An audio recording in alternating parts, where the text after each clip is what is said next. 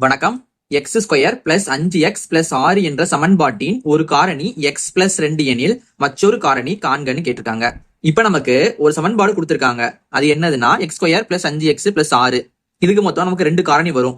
அதுல ஒரு காரணி எக்ஸ் பிளஸ் 2 அப்படின்னா இன்னொன்னு காரணி என்னன்னு கேட்டிருக்காங்க.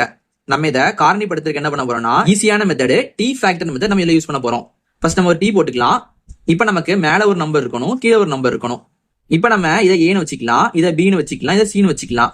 இங்க நமக்கு மேல ஒரு நம்பர் வரணும். அது என்ன நம்பர் வரணும் அப்படின்னா ஏயும் சியும் பெருக்கி போடணும். ஏ நமக்கு முன்ன ஒண்ணுமே இல்லைன்னா 1 அர்த்தம். இங்க நமக்கு 6 இருக்கு. 1 × 6னா நமக்கு 6 வருமா?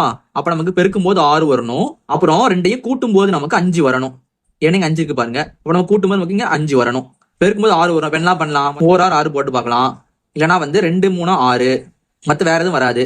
இப்ப நம்ம இந்த 1ஐயும் 6ஐயும் கூட்டணும் அப்படின்னா நமக்கு 7 தான் வரும், நமக்கு 5 வராது. அதே மாதிரி இந்த 2ஐயும் 3ஐயும் கூட்டணும்னா நமக்கு 5 வரும். நம்ம 5 தான் தேவை. பெருக்கும்போது நமக்கு 6 வரும், கூட்டும் போது 5 வரும். அப்ப நமக்கு இங்க 2 வரும், இதுல 3 வரும். நம்ம 2 இங்கேயும் போட்டுக்கலாம், இல்லை இங்கேயும் போட்டுக்கலாம். 3 நம்ம இங்கேயும் போட்டுக்கலாம், இல்லை இங்கேயும் போட்டுக்கலாம். அப்ப நமக்கு ஆன்சர் பாத்தீங்கன்னா இங்க எக்ஸ்னு ஆரம்பிக்க அப்ப என்ன வரும்னா எக்ஸ் பிளஸ் 2, அடுத்தது எக்ஸ் பிளஸ் 3. இதான் நமக்கு தேவையான 2 காரணிகள். நம்ம ஒண்ணு கொடுத்துட்டாங்க, என்னது எக்ஸ் பிளஸ் 2, எக்ஸ் பிளஸ் 2 இந்த இருக்கு. அப்ப இன்னொரு காரணி என்னவா இருக்கும்? எக்ஸ் பிளஸ் 3 இருக்கும். இது நமக்கு ஆப்ஷன் சில இருக்கு. இதே மாதிரி உங்களுக்கு ஒண்ணு கொடுத்துருக்கேன். இதுல இன்னொரு காரணம் என்னவது நீங்க கீழே கமெண்ட் பண்ணுங்க.